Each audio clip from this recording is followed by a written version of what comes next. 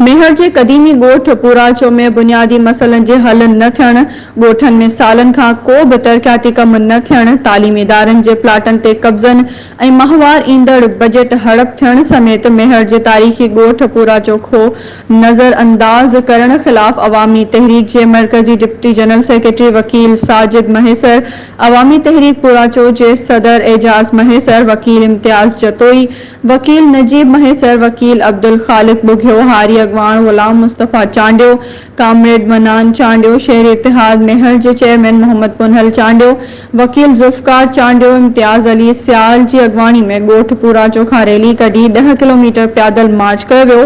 Rally ॻोठ पुराचो ॻोठ मुबारक होसो ॻोठ दड़ो शीहन खां थींदे इंडस हाईवे ते पहुती मेहर शहर जे मुख़्तलिफ़ रस्तनि खां निटण उस में मार्च कंदे शहर जे घंटाघर चौक ऐं नेशनल प्रेस क्लब मेहर वटि निटण उस में धरणो हंयो वियो। रैली मथां मुख़्तलिफ़ हंधनि ते गुलनि जी वर्खा कई वई।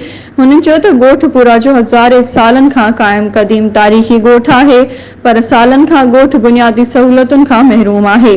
ॻोठ में सालनि खां को बि तरक़ियाती कम नाहे थियो। तालीमी इदारा तबाह आहिनि। माहवार यूनियन काउंसिल जे ईंदड़ 5 लख रुपया बजट ऐं तरक़ियाती कमनि लाइ ईंदड़ लखे रुपयनि जी बजट हड़प कई पई वञे। जदीद दौर में भी ॻोठाणा बुनियादी सहूलियतुनि खां महरूम आहिनि।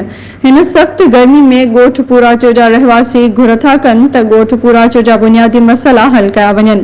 शान अली शेख, सिंध एक्सप्रेस न्यूज़, मेहर।